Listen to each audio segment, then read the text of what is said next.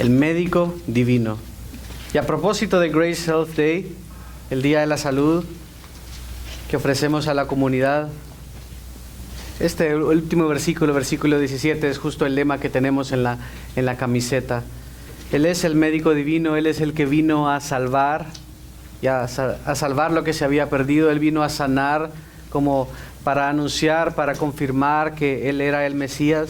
Se había dicho en el Antiguo Testamento que el Cristo, que el Mesías, haría todas estas cosas por el poder del Espíritu Santo. Hemos estado viendo esto, y es mi oración que después de estudiar ahora, que podamos enamorarnos más de Jesús, que podamos reconocer más su grandeza, que podamos reconocer no porque nos dicen, sino porque vemos en el texto claramente quién Él era. Y vamos a ver, así como vimos el domingo pasado, hay 5 relatos, comenzando con el domingo pasado, este es el segundo, que Jesús hace algo, los líderes religiosos cuestionan lo que Jesús hizo, y 3, Jesús da una respuesta. Así que el bosquejo va a ser de la misma manera. Vamos a ver la obra amorosa de Jesús, versículos 13 al 15, lo tienen en sus hojas. 2, la duda, crítica, asunción, preocupación legalista de los fariseos. Los fariseos, primera vez que aparecen en Marcos. Habíamos visto a los escribas, pero no los fariseos. Es una crítica, tal vez duda, seguramente asumen, están preocupados legalistamente por Jesús. Y 3, vamos a ver la respuesta reveladora de Jesús, quien confirma lo que había venido a hacer. Recuérdense, si vamos al capítulo 2, versículo 1, dice: cuando Jesús entró de nuevo en Capernaum, varios días después, se oyó que estaba en casa. Él estaba haciendo, se creía que en ese tiempo vivía ahí en Capernaum, era uno de los pueblitos en los alrededores del lago de Galilea, el mar de Galilea, pero era un lago. Estaba Capernaum al norte y era un pueblo bastante afluente, tenían bastantes posibilidades económicas. Después de que vemos que le habían destruido la casa, ya sea a Jesús, a la suegra de Pedro o a Pedro, escuchen el sermón del domingo pasado para averiguar por qué, Jesús está en acción de nuevo. Se había ido, se fue un tiempo de Capernaum porque las multitudes se agolpaban y estaban más interesados en que lo sanaran de todas sus diferentes dolencias, que está bien, Él también estaba haciendo esto para anunciar que el reino de los cielos se había acercado, pero tanto así que no le dejaban cumplir su misión principal. Y vimos esto en el capítulo 1, que era predicar el Evangelio. Y porque no le dejaban, porque ya era imposible, decidió ir por las aldeas de Galilea, que era toda la región que circundaba el mar de Galilea, al oeste, y eventualmente regresa. Sabemos que regresa a su casa porque el capítulo 2 del nuevo versículo 1 dice 2. Se unieron muchos, uno. Cuando Jesús entró de nuevo en Capernaum, varios días después, se oyó que estaba en casa. Y esta palabra se puede traducir como hogar también. Era su casa, la casa donde se estaba quedando, o su casa propiamente. Estamos en el versículo 13 y dice: Jesús salió de nuevo a la orilla del mar. ¿Cuál mar? El mar de Galilea, que era realmente el lago de Galilea, pero el mar de Galilea. Toda la multitud venía a Él y les enseñaba. De nuevo, a pesar de haber pasado lo que pasó con el paralítico, que rompen el techo y le meten, y le sana y le salva, Jesús estaba predicando. Seguro estaba sanando en algunas ocasiones, pero nótese el énfasis que coincide con el punto de que la prioridad de Jesús era predicar el Evangelio del Reino. Los milagros no sanaban, los milagros no sanan, los milagros simplemente atestiguan de que Él en verdad era el Mesías. Pero Él había venido a salvar pecadores. Y dice que está de nuevo a la orilla del mar. Toda la multitud venía a Él y les enseñaba. Muchas veces vemos esto en los evangelios, muchas veces vemos muchas personas rodeándole, multiplicando, luego veremos los panes y los peces, y multitudes escuchándole, y Jesús por horas predicando, enseñándoles. Y parece ser un relato normal hasta ahí, pero dice versículo 14, al pasar vio a Leví, que es Mateo, como Mateo mismo se identifica, hijo de Alfeo, sentado en la oficina de los tributos, y le dijo: sígueme. Y levantándose, lo siguió. Pero aquí hay bastante información de trasfondo. Para comenzar, vemos a las multitudes. ¿Qué pasaba con las multitudes? Las multitudes buscaban a Jesús. Dice que toda la multitud vino a Él, ¿no? Las multitudes venían a Jesús, pero ¿qué pasaba con las multitudes? Las multitudes venían y se iban. Y esto es lo que pasa con las multitudes. Y eso es lo que podría pasar a veces incluso con nosotros. Venimos a Jesús buscando algo y luego nos vamos. ¿Te necesito? Ya no te necesito. No hay nada que hacer, entonces te busco, y estoy bien, entonces ya no te busco. Pero ¿cuál es la diferencia entre las multitudes y un discípulo? ¿Qué hizo este hombre, al cual también apunta al llamado eficaz que hace Jesús en nuestras vidas?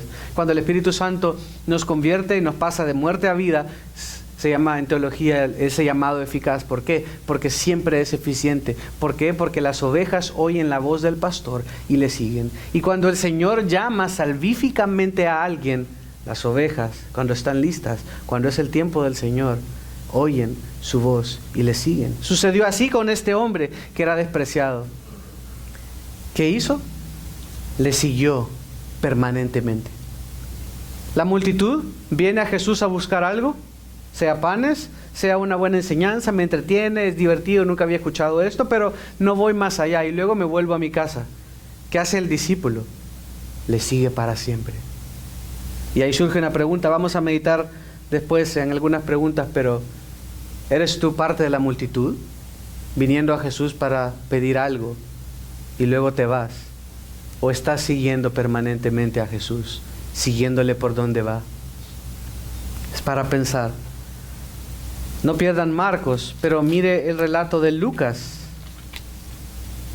Lucas a veces con más detalles que Marcos más escueto, enfocándose en cosas que consideraba más importantes. Lucas, un médico, historiador, le interesaban los detalles. Y el relato se parece bastante. Lucas 5:28 dice, desde el 27, después de esto Jesús salió y se fijó en un recaudador de impuestos llamado Leví, sentado en la oficina de los tributos, y le dijo: sígueme. Y él se levantó y lo seguía. Nótese de nuevo, lo seguía. ¿Pero cómo? Él dejándolo todo. Este recaudador de impuestos era su negocio, era su business, le iba bien. Aunque no tenía buena reputación con los judíos, tenía su trabajo bien hecho, a menudo funcionaban como bajo comisión. Ellos proponían un esquema en el cual iban a recaudar tributos para el César, para Roma, y por eso eran despreciados. Y si ellos cumplían su meta, se podían quedar con todo lo demás. Entonces generalmente eran personas acaudaladas, generalmente trabajaban por comisión y con el aliciente de que tenían que cobrar todo el tributo para poderse quedar todavía con más. Pero ¿qué dice? Dejándolo todo, se levantó y lo seguía. Nótese, y no dice lo siguió, dice lo seguía constantemente. Nótese la diferencia entre la multitud que iba y venía. Hoy no hay milagros. No, pues no, hoy no se me antoja. No, hoy no hay tal cosa. Hoy es en la orilla del mar. No, es que hay mucho sol. No, este hombre lo dejó todo. Si volvemos a Marcos 2, lo dejó todo y lo siguió. Pero Mateo es, en otras palabras, un publicano, un recaudador de impuestos. Un publicano era aquel que trabajaba para el gobierno, y obviamente eran rechazados porque trabajaba para los opresores. No había peor cosa para los judíos que estar bajo ocupación. Ellos decían que su Dios era nuestro Señor y ellos no debían ser señores de nadie. De hecho, el Señor había desde el Antiguo Testamento hecho a Israel, o quería hacer de Israel una nación que fuera modelo, y que las demás naciones quisieran venir y ver qué bueno era el Señor. Israel falló en su cometido muchas veces, se fue al cautiverio, acá está bajo ocupación, y ahora el Señor dice: vayan y hagan discípulos, vayan, cuenten a todos. Antes era: vengan y vean qué bueno es el Señor, vengan qué grandes obras, vengan y vean el fruto que el Señor está dando. Pero Al ya no ser soberanos ellos, al estar ocupados por Roma, si tú trabajabas con Roma, eras despreciado. Eras lo peor de lo peor. Por eso se le vio mal al publicano de la historia también. Según la literatura judía, un publicano, un recaudador de impuestos, estaba al mismo nivel, bajo en la escala, junto con los ladrones y con los asesinos. Eran lo peor de lo peor. Recaudaban impuestos. Probablemente Mateo acá estaba en una ruta entre Siria y Egipto. Recuérdense, si recuerdan al principio cuando hablamos del mar de Galilea, era un mar bien, había bastante comercio y por eso, ya se me olvidó la ciudad, Capernaum. Por eso Capernaum era bien, porque había mucha gente con negocios, había peces que no se daban en otros lados del mundo y había negocios lucrativos. Entonces fue a poner su stand. Mateo puso su stand como ellos solían hacer justo en la ruta. Acuérdense que no había miles de carreteras como hoy en día. Había tal vez una o dos carreteras o avenidas por las cuales pasaban y ellos ponen un stand móvil como lo quieran visualizar, pero él estaba ahí pidiendo, a ver, ¿qué va a llevar? Sí, es que llevo para vender. Ok, su tributo para el César, porque ese es su permiso para pasar. Y estaba ahí. Lógicamente nadie lo quería. Eran de su propia carne pidiendo para el César. Así que seguramente estaba recaudando impuestos del comercio que iba de Siria hacia Egipto o viceversa. Siria arriba, por acá, y Egipto abajo. A los publicanos, a los recaudadores de impuestos se les llamaba tiburones, traidores, impíos. Era prohibido por los religiosos de la época negociar con ellos. Era prohibido comer de su comida, comprarles y mucho más sentarse a la mesa a comer con ellos. Tanto así era el odio hacia ellos y el rechazo que de manera similar a los leprosos se les consideraba moralmente impuros. Los leprosos eran ceremonialmente impuros. Los publicanos eran moralmente impuros. Entonces, los rabinos iban la mía extra para afirmar de que, hey, si ellos te preguntan algo, si te preguntan cuánto cuestan los peces y cuestan 100, está bien que les mientas.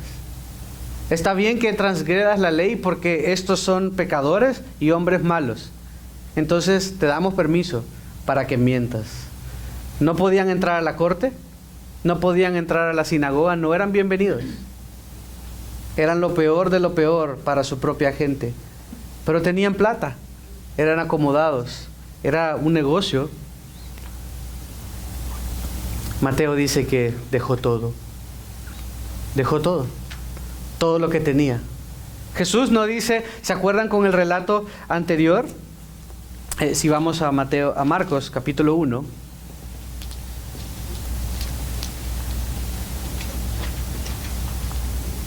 Versículos 16 al 20. Mientras caminaba junto al mar de Galilea, vio a Simón y Andrés, hermano de Simón, echando una red en el mar porque eran pescadores. De nuevo, recuérdense que esto no era una religión, no era una ocupación de poca monta. Quiere decir que, por lo que vimos en el texto, que ellos tenían un negocio. Marcos. El versículo 17, Jesús les dijo, vengan conmigo y yo haré que ustedes sean pescadores de hombres. Dejando al instante las redes, ellos lo siguieron. Yendo un poco más adelante, Jesús vio a Jacobo, hijo de Zebedeo, y a su hermano Juan, los cuales estaban también en la barca remendando las redes. Al instante los llamó, dejando a su padre Zebedeo con la barca con los jornaleros, se fueron con Jesús. Tenían empleados. Este era entonces el quinto discípulo que el Señor llamaba.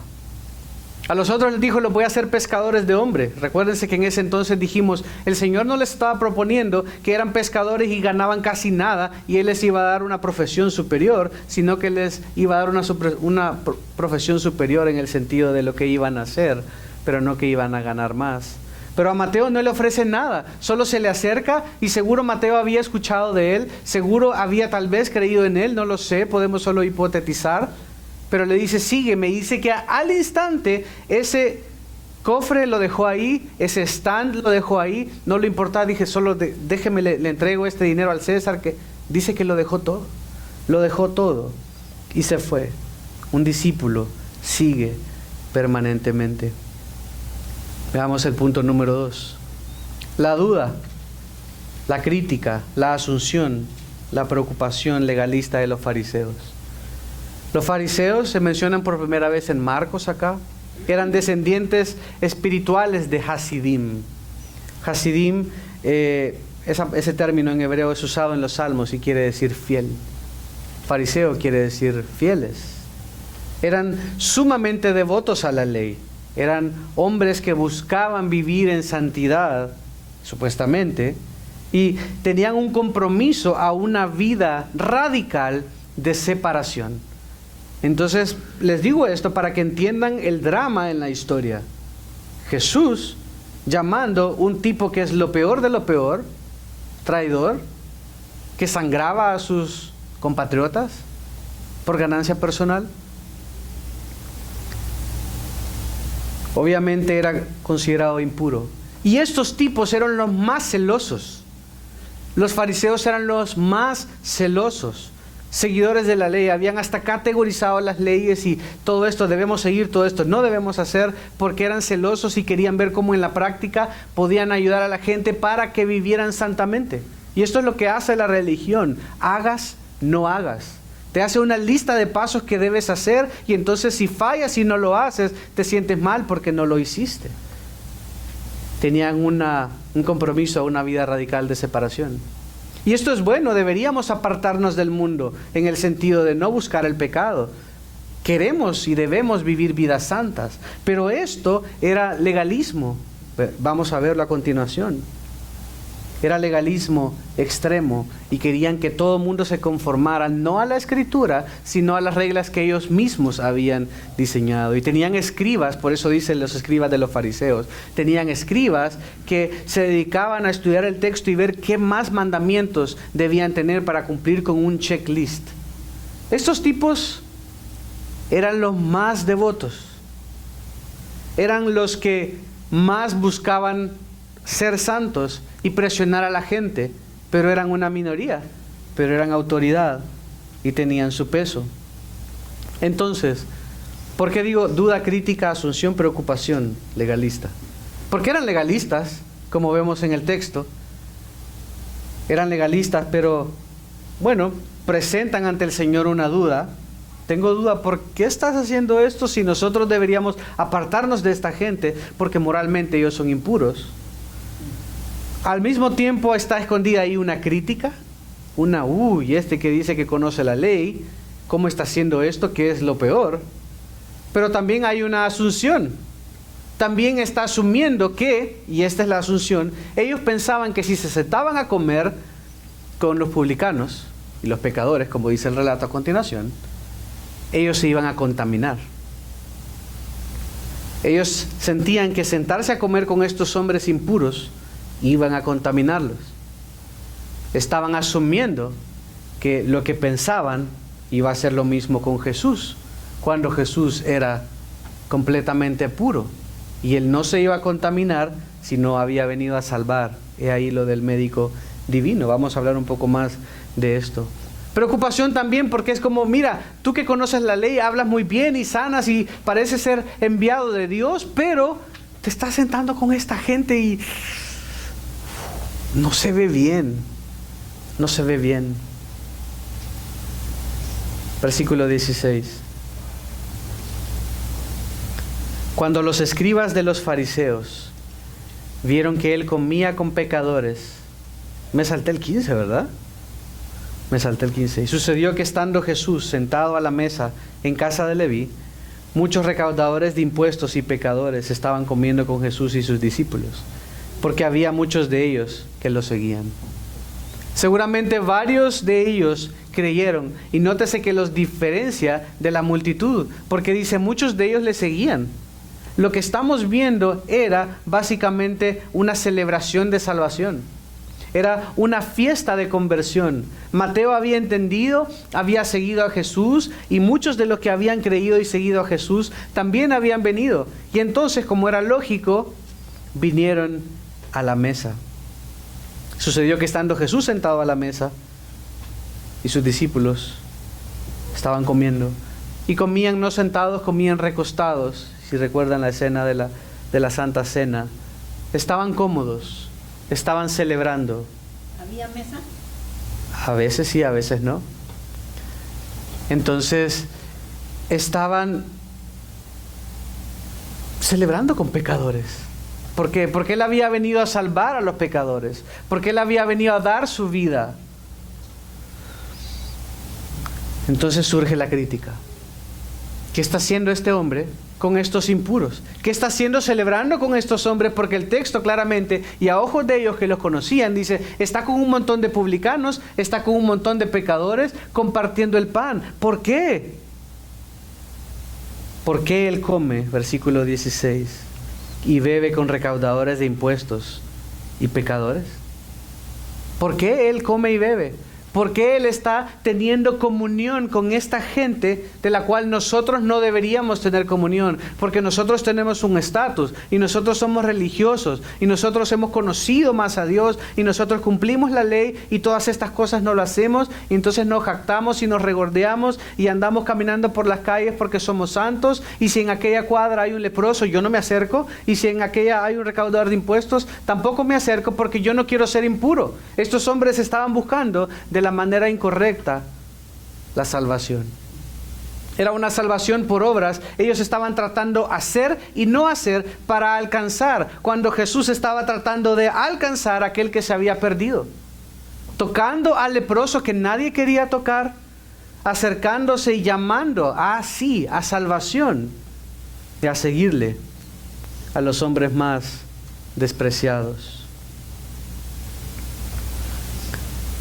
Jesús vino a dar su vida. Jesús no tenía miedo del que dirán. Jesús había amado a esta gente.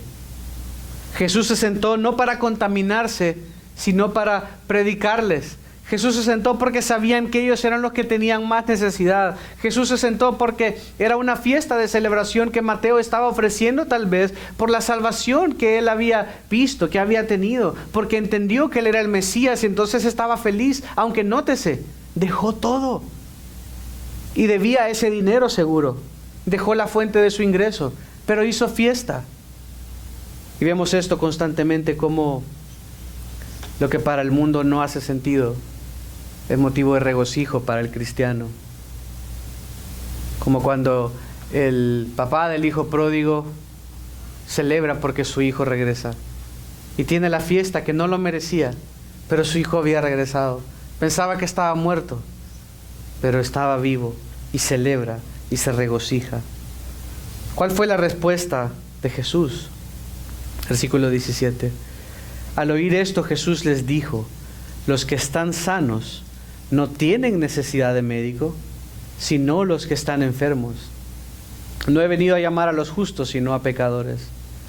Jesús hace algo. Jesús llamó a este publicano. Jesús se sienta a la mesa a comer con esta gente. No fue lo más popular de hacer, pero Él tenía que hacerlo. Él lo hizo y estaba invirtiendo en sus vidas, le estaba enseñando, estaba predicándoles. No se dice que hubo sanación de nada. Estaban hablando, compartiendo, teniendo comunión. Los líderes religiosos de la época cuestionan porque no casaba en su molde, no casaba con la religión que ellos creían. ¿Por qué equipararlo a un médico? ¿Qué hace un médico cuando va a la sala de operación? Le ponen uno de esos trajes espaciales. Yo recuerdo cuando uno va al hospital y que va a dar a luz nuestra esposa y tal, le ponen a uno un traje especial y se lava las manos con alcohol, y los médicos se lavan y no tocan nada, y viene el enfermero o el asistente y le pone los guantes y le pone los zapatos y no puede tocar nada, tiene que ir estéril porque va a hacer esa operación.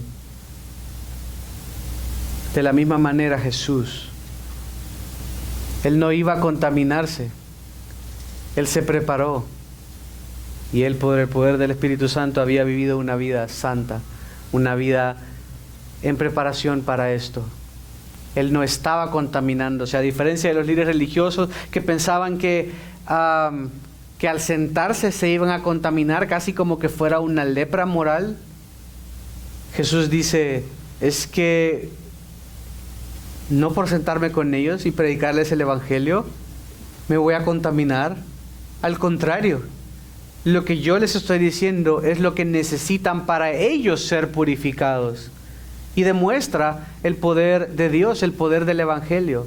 La religión, sí, si ves eso, te vas al infierno. Si no ves eso, te vas al infierno. Si no lees tantas horas al día, te vas al infierno. Si faltas tantos días, te vas al infierno. Jesús se acerca y vio la necesidad y sabía que era importante recostarse, compartir el pan, platicar, explicarles el Evangelio, para que estos hombres, que más allá de ser rechazados por todos, estaban rechazados por Dios, al igual que los fariseos, solo que no lo sabían. Los fariseos a su manera estaban tratando de alcanzar algo y pensaban que lo tenían porque eran tan perfectos. Y Jesús les va a demostrar que no eran tan perfectos. Y estos hombres que se sabían que todo el mundo los odiaba, pero tal vez nunca habían entrado en cuenta que Dios estaba airado con ellos. Pero entendieron, varios de esos hombres dice que le siguieron junto con sus discípulos. Había muchos de ellos que lo seguían. La multitud se fue, pero muchos de ellos entraron y comieron el pan. Comieron el pan con los recaudadores de impuestos, con los pecadores. Y Jesús les dice, 17, los que están sanos no tienen necesidad de médico. Si una persona está sana, ¿por qué va a venir el médico y ponerse un traje de esos que se ponen y purificarse las manos para operarle? No lo necesita. Eso es lo que Jesús está diciendo. Estos hombres me necesitan. Estos hombres necesitan escuchar la verdad. Ustedes lo que quieren es no acercarse a ellos y simplemente poner un set de estándar y de reglas que la gente tiene que acoplarse a, que no está en la Escritura, para entonces que sean dignos de que ustedes los reciban. Ni siquiera Dios. Venid a mí los que están trabajados y cansados y yo os haré descansar, dice el Señor. Y estos hombres estaban poniendo todas estas reglas, más de 500 mandamientos que debían hacer o no hacer, o evitar hacer, perdón. Jesús dice, ellos tienen necesidad. Ustedes, aparentemente, no tienen necesidad. Yo he venido, no he venido a llamar a justos, sino a pecadores. Tú te estás justificando por tus propios medios. Tú estás diciendo que tú no me necesitas. Tú no necesitas salvación. Tú lo que quieres es que alguien se conforme con tu patrón de cómo se ve la religión. Tú lo que quieres es que se conformen a lo que tú crees. Pero yo lo que he venido es a esto. A predicar el Evangelio del Reino. A sentarme con los pecadores para hablarles de Él. A celebrar porque éste ha creído. A cuidar de Él. Jesús corrige, por lo tanto, un celo mal enfocado, porque su celo era, por ejemplo, su celo era más enraizado o enfocado en que Jesús se va a contaminar. Pero Jesús no se iba a contaminar. Jesús había venido a purificarlo. Jesús quería anunciar las buenas nuevas de salvación para que pudieran morir a su pecado, para que pudieran pasar de muerte espiritual a vida espiritual. Ese celo estaba mal enfocado. Sí, muy celoso, que hombre religioso, pero estás mal. Estás teniendo un celo espiritual aparentemente de parte de Dios, y Dios mismo está sentado con los pecadores predicándoles el Evangelio. Qué duro que Dios mismo esté haciendo algo y tú no lo puedas ver, y tú pretendiendo hablar en nombre de Dios, defendiendo todo lo contrario y atacando a aquel que Dios ha enviado, que es Dios mismo. Y también lo que hace Jesús con esa revelación es exponer su falsa santidad. Miren Mateo, ahora sí Mateo, capítulo 9. el mismo Mateo, de quien se escribe acá. Mateo 9, del 12 al 13.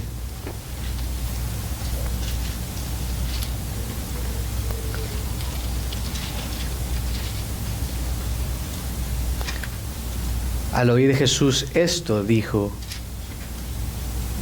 los que están sanos, Mateo 9, 12 y 13. Al oír esto, Jesús dijo: los que están sanos no tienen necesidad de médico, sino los que están enfermos. Hasta ahí todo igual a como lo dijo Marcos, pero añade algo más: pero vayan y aprendan lo que significa misericordia quiero y no sacrificio. Porque no he venido a llamar a justos, sino a pecadores. El Señor les da una bofetada. Ustedes tienen mucho sacrificio, pero ninguna sustancia. Ustedes por fuera hacen todo esto y se visten bien y caminan y ofrendan y todo el mundo ve cuando ofrendan y todo el mundo ve qué tan limpios anden y qué tan limpios se conducen. Pero en muchas ocasiones el Señor les llamó la atención a los líderes religiosos porque imponían cargas al pueblo que la Escritura no mandaba. Misericordia quiero y no sacrificio. El Señor estaba exponiendo que verdaderamente ellos estaban haciendo todo el sacrificio, todo lo externo, todo lo que se veía, todo lo que se podía palpar, pero en su corazón no había misericordia para aquel que necesitaba salvación. Estos hombres necesitaban a Dios. Estos hombres sí, eran lo peor por hacer lo que hacían, pero igualmente necesitaban un Salvador, igualmente necesitaban misericordia. Y ellos, en lugar de ir al necesitado igual y ver cómo podían ministrar a los leprosos, a los que eventualmente iban a morir, en lugar de acercarse a ellos, en lugar de dejar que la viuda, lo vamos a ver después, pero cuando esa viuda, relato tan famoso que dice que fue y dio todo lo que tenía. Suena muy lindo y por un lado es un ejemplo de, hermano, tienes que dar todo. Porque esta mujer dice que dio la última monedita que tenía, las últimas moneditas, y estaba ya lista para morir, porque ya no tenía más nada. Y todos como, sí, miren, como ella, denlo todo. Y es como, los líderes religiosos lo que tenían que hacer era proteger a las viudas y a los huérfanos. Le tuvieron que haber dicho: hermana, usted no se preocupe, usted no tiene que dar, más bien nosotros vamos a ver cómo le colaboramos, cómo le ayudamos. Esos que no les importaba que una mujer sola, viuda, se quedara sin nada y a morir, eran los mismos que no querían que, o no se acercaban ni siquiera a los leprosos, mucho menos tocarlos, porque no tenían el poder, no tenían el corazón. Hacia afuera todo bien, hacia afuera gloria a Dios, aleluya, bien vestidos, pero el corazón falto de misericordia, juzgón, criticón. Jesús expone entonces esa falsa santidad. Era de labios para afuera. La boca puede decir muchas cosas, pero el corazón es engañoso.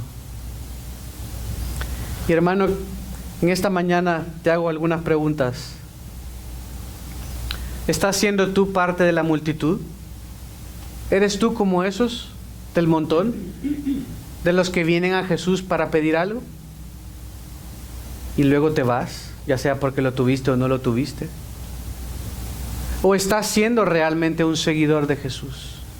¿O estás realmente cada día en tus acciones, cada día en tus decisiones, cada día en tu manera de pensar, buscando el reino de Dios y su justicia, buscando su guía, buscando su dirección, amándonos los unos a los otros, sacrificándonos por el otro, buscando vivir vidas íntegras?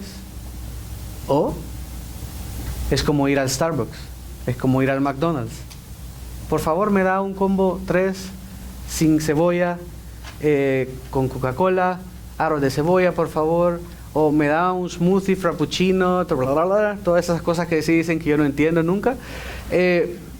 Y tú lo pides al gusto, como tú quieres, con poca sal, con half and half, con lo que sea. ¿Estás siendo tú, viniendo a Jesús como quien pide un combo? Pero el resto de la semana, el resto de los días, te vas, te desapareces porque yo estoy en otras cosas. ¿O estás siguiéndole a Jesús a diario, en todo? Examinémonos, preguntémonos. ¿Estás tal vez siendo un buen religioso? ¿Siguiendo todo lo que se debe seguir? ¿Yendo a misa regularmente? ¿Dando, cuidando de los pobres, pensando en la gente, orando, pero todo hacia afuera?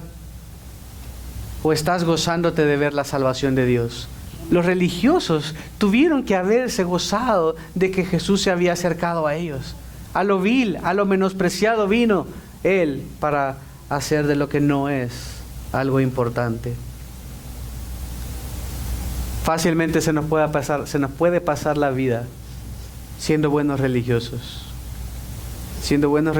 pero ninguna sustancia, no gozándonos de ver la salvación de Dios, no gozándonos de ver la obra de Dios en otras personas. Les he dicho esto porque a mí me ha pasado en toda la vida y me pasa. Y uno fácilmente critica a alguien en su mente, en su corazón. Cuando ves algo que no te parece, que se sale de la norma, uy, lo que se puso, uy, lo que hizo, uy, cómo anda el pelo, uy, el niño, uy. Y estamos constantemente criticando en nuestras cabezas. ¿Es esto lo que haría el Señor?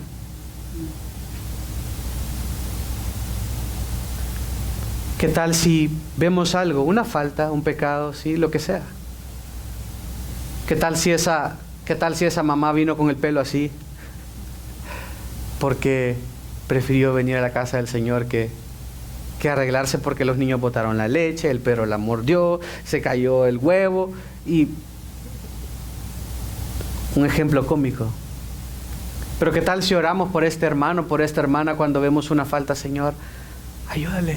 Sé que está luchando, sé que está intentándolo, sé que vino tarde, pero está acá. Sé que vino temprano, pero está completamente desconectado.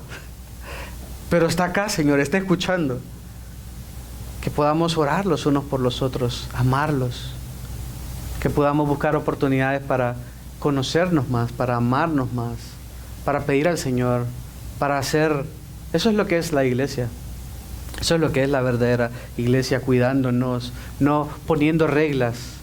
Cada vida es un mundo y nosotros fácilmente cortamos con una tijera la línea donde pensamos que es y no conocemos la vida de las personas. No sabemos lo que está pasando. Puede ser que no vino porque no quiso. No, yo no quiero ir. Y asumimos que todo el mundo es así. Y no que se enfermó, no que tuvo un problema, no que está batallando con la depresión, no que... Hay cualquier cantidad de cosas. Y lo que debemos hacer es animarnos, cuidarnos, conocernos, ayudarnos. Tito 2 habla de las mujeres mayores ayudando a las menores a cómo amar a sus esposos, cómo criar a sus hijos, los que ya pasaron por ahí, por un ejemplo. Número 3. ¿Estás evangelizando a los perdidos sin esperanza? ¿Estás acercándote a toda esa gente que tú sabes que le necesitan? Que no es lo más popular, es ese leproso que huele mal y que se le está cayendo la piel, es ese borracho que está en la calle, es ese hombre que todo el mundo desprecia, es ese político que nadie quiere porque los políticos nadie los quiere. Sea quien sea tu jefe que te cae mal, que es abusivo, necesita a Cristo. Sea tu compañera de trabajo que tiene una reputación terrible, necesita a Cristo.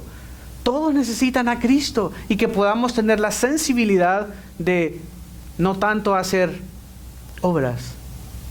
Es bueno y es algo que debemos hacer, pero a veces nos enfocamos nada más en lo externo, en lo que se ve y no en lo que no se ve. No, lo hemos dicho un montón de veces, no esa llamada, hermano, ¿cómo estás? No te he visto, te extraño, tomémonos un café, quiero saber si estás bien, tú y tu familia. Esa misericordia hacia adentro, pero también hacia afuera. Esos hombres y mujeres y matrimonios que están afuera, perdidos sin un pastor. Que no perdamos de vista. A veces nos acomodamos y pensamos que yo estoy bien y voy a la iglesia y tal vez estoy creciendo y ya estoy mejorando en mi caminar con el Señor, pero se nos olvida todo ese montón de gente que está afuera, que necesita que tú te sientes con Él, que necesita que compartas con Él el Evangelio, que le ames, que le des la misericordia y la gracia que nadie en este mundo le ha dado. Eso es lo que queremos hacer a través del Día de la Salud. Si tú estás acá y nunca has seguido a Cristo, hoy es el día en que puedes hacerlo. Si Cristo no es tu Señor, y interiorizando ahora te das cuenta, o más tarde te das cuenta, o en la semana te das cuenta, hey, la verdad que como el pastor lo describió, yo parezco ser más de la multitud. Lee Primera de Juan. Date cuenta si de verdad lo que hay en ti es un interés de alcanzar algo, o eres de esos que están cerca de la fe, pero realmente no has sido seguidor de Él, porque o le sigues a Él o no le sigues a Él, es la verdad. Aunque te acercas, aunque vengas a escuchar y te gusta, y sí, yo tengo mi Biblia ahí, pero no la leo. Pero ¿qué eres tú? ¿Has decidido seguir a Cristo? Porque si has decidido seguir a Cristo, debe de haber fruto. Y esto es alguien de afuera diciendo, y le seguía, y le seguía. Si la gente te ve a ti, ve tu vida, ve tus hobbies, ves tus pasiones, dice o diría, sí, le sigue. O diría, no, él viene, a veces viene, ahí más o menos, 2 que 3. Queremos que todo el mundo pueda ver que seguimos a Jesús. Nótese que otra aplicación, número 5, dice que Mateo dejó todo lo que tenía y siguió a Jesús. Y tal vez tú estás ahí como ahí con la patita y ahí adentro, ya casi, pero hay algo que todavía no quieres dejar para seguir a Jesús. Sea un vicio, sea una relación inmoral, sea lo que sea, que tú estás atesorando más que a Cristo. Si tú atesoras a Cristo por sobre todas las cosas, como claramente lo hizo Marcos, lo dejó todo. Esto no quiere decir que tienes que renunciar a tu trabajo.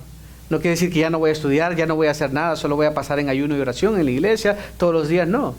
Esto quiere decir que dejas todo lo pecaminoso, que dejas todo atrás y ahora prosigues a la meta, y ahora fuiste un mal padre, fuiste un mal esposo y ahora estás conduciéndote hacia adelante y no hay ningún obstáculo que te impida en tu relación con Dios. Y ahí sí lo tengo que decir, incluso el trabajo sí puede ser un obstáculo para tu relación con Dios. Sé que es difícil, sé que es duro, pero nunca puede el trabajo ser un obstáculo o un estorbo. ¿Qué es lo que tienes que dejar para seguir a Jesús? ¿Qué tienes que decir? Señor, la verdad que me estaba haciendo el loco. Y está este pecadito ahí, o pecadote, o está este trapo sucio ahí, y no me deja. No me deja porque no quiero, porque he estado atesorando ese trapo sucio más que a Jesús. Y debo seguir a Jesús. Jesús es el médico divino y vino a salvar lo que se había perdido. Nosotros fuimos unos de esos. Otros tal vez todavía no. Pero hoy puede ser el día de salvación. No esperes hasta que sea demasiado tarde. Si estás perdido hoy, Jesús te dice, ven a mí, sígueme. Y si tú eres suyo, si tú eres una oveja de Él, vas a escuchar la voz del pastor y le vas a seguir. El hombre es el que debe arrepentirse. La salvación es del Señor, pero también dice que el hombre debe arrepentirse de la Escritura. Es el hombre el que debe confesar con su boca. Es el hombre que debe voltearse completamente, ir al lado opuesto de donde venía y seguir a Cristo. Nótese que dice, el Señor lo salvó y todas las cosas mejoraron. Fue Él el que dejó todo, el Señor lo llamó, Él dejó todo, Él siguió, y no dice que solo lo siguió una vez, lo seguía. Si tú no estás haciendo esto y has sido un buen religioso, tal vez como los fariseos, que no haya un día más. No hay ninguna vergüenza en decir, yo por 20 años fui a la iglesia y hasta hoy comprendí y quiero que Jesús sea mi Señor y Salvador. Confieso mi pecado. No quiero ser un más religioso. El infierno va a estar lleno de religiosos que se vestían bien, que daban abundantemente sus diezmos y ofrendas, que hacían todo conforme a la ley, pero su corazón siempre estuvo alejado de Dios. Cristo nunca fue su prioridad. Cristo nunca fue su primer amor, sino que era como el 25. ¿Es Cristo tu amor? ¿Estás dispuesto a dejarlo todo por seguirlo a Él? Oremos y vamos a terminar cantando.